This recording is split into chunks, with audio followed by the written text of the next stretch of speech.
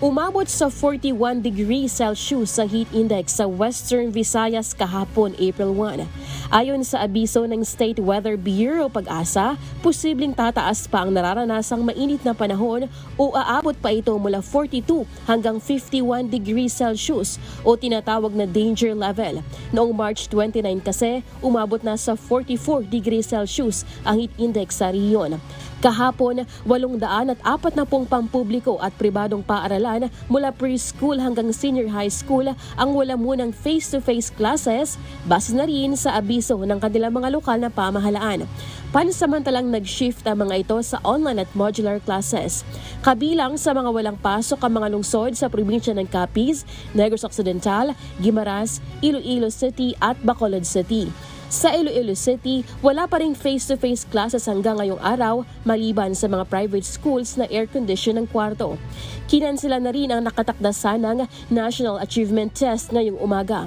Sa inilabas na executive order ni Iloilo City Mayor Jerry Trinas, posibleng magpapatuloy ang suspensyon ng pisikal na klase hanggat hindi bumababa sa 40 degrees Celsius ang temperatura sa lungsod. May posibilidad ma-extend, no? Because ang concern tang kabataan, ang kalabanan nga eskwelahan nga sa city, except for some private schools, hindi aircon. Ang hindi aircon, mabudlayan ang kabataan naton kung amo na kainit. Sinuspindi rin ni Bacolod City Mayor Albi Benitez ang pasok sa Bacolod City mula preschool hanggang senior high levels. Wala pa ring pasok ang mga estudyante sa Roa City, Capiz, Himamaylan City, Hinigaran, Silay City, Ibemagalona at Kabangkalan City sa Negros Occidental. Ayon naman sa pahayag ng DepEd 6, patuloy pa rin ang pag-aaral ng mga estudyante kahit hindi sila pumapasok sa paaralan. Pero kailangan umano nila ang tulong ng mga magulang para matiyak na nag-aaral ng maayos ang kanilang mga anak.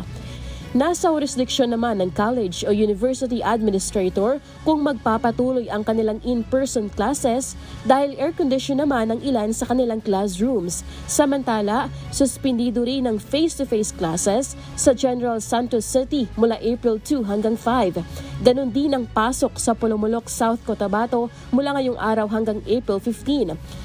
Sa opening naman ng Davao Regional Athletic Association meet kahapon sa Davao City, sinabi ni Vice President at DepEd Secretary Sara Duterte na maaaring magpatupad ng blended learning ang mga paaralan kung kinakailangan tulad ng mainit na panahon.